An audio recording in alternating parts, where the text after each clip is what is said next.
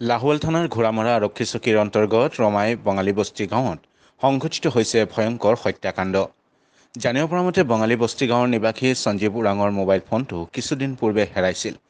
হেৰুৱা মোবাইলটো একে গাঁৱৰে নিবাসী শিৱা মুৰাই উদ্ধাৰ কৰাত সঞ্জীৱ ওৰাঙৰ বাসগৃহত শিৱাই মোবাইল ফোনটো প্ৰদান কৰি নিজা বাসগৃহত শুবলৈ যোৱা অৱস্থাত সঞ্জীৱ ওৰাঙে সুৰামুক্ত অৱস্থাত মাতাল হৈ আহি শিৱাৰ বাসগৃহত প্ৰৱেশ কৰে আৰু শিৱাই মোবাইল ফোনটো চুৰি কৰি থোৱা বুলি সন্দেহ কৰি শিৱাক উদ্দেশ্যি অশ্ৰাব্য গালি-গালাজ পাৰে। প্ৰথম অৱস্থাত দুয়ো তৰ্কবাদত লিপ্ত হৈছিল যদিও পিছত সঞ্জীৱ ওৰাঙে হাতত লৈ অহা চোকা দাখনেৰে শিৱাৰ হাতত উপৰ্য্যপৰি ঘপিয়াই পলায়ন কৰে। ইয়াৰ পিছতো শিৱাই আনখন হাতেৰে এডাল লাঠি লৈ সঞ্জীৱ ওৰাঙলৈ চোঁচালৈ খেদি গৈছিল যদিও আধবাটতে শিৱা মৰা অচেতন হৈ ঢলি পৰে। সংঘটিত ঘটনাৰ পাছতে ততাতৈয়াকৈ শিৱা মৰাক অসম চিকিৎসা মহাবিদ্যালয়লৈ প্ৰেৰণ কৰা হয় যদিও চিকিৎসালয়লৈ গৈ পোৱাৰ পূৰ্বে শিৱা মৰাই মৃত্যুবৰণ কৰা বুলি চিকিৎসকে ঘোষণা কৰে।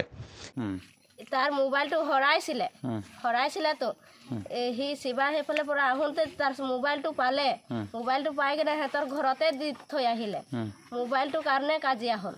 মানে সঞ্জীৱৰ মোবাইলটো হেৰাইছিল। সঞ্জীৱৰ মোবাইলটো হেৰুৱাত শিৱাই পালে।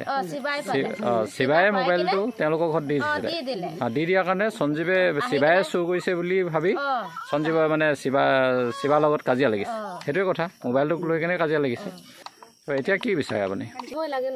এতিয়াতো মাটি বাৰীটো নাই, এতিয়া একো নাই আমাৰ, বেলেগ মাটি আমি থাকো।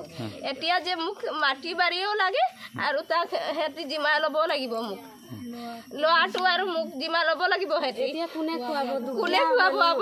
মই ল'ৰাটো এৰি কিনে কামলৈ যাম গৈ, সিহঁতেও চাম। হাজিৰা কৰি খাই আছে। ঠিক আছে, নাকান্দিব আপুনি।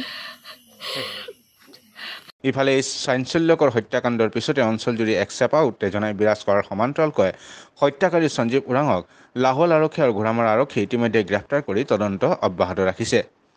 ইফালে সঞ্জীৱে হত্যাকাণ্ডত ব্যৱহৃত দাখন চাহ বাগিচাৰ মাজলৈ দলিয়াই নিজকে নিৰ্দোষী সজোৱাৰ প্ৰয়াস কৰিছিল যদিও আৰক্ষীৰ জেৰাত হত্যাকাণ্ডত ব্যৱহৃত চোকা দাখন দলিয়াই দিয়াৰ কথা স্বীকাৰ কৰাত আৰক্ষীয়ে দাখন উদ্ধাৰ কৰিবলৈ সক্ষম হৈছে।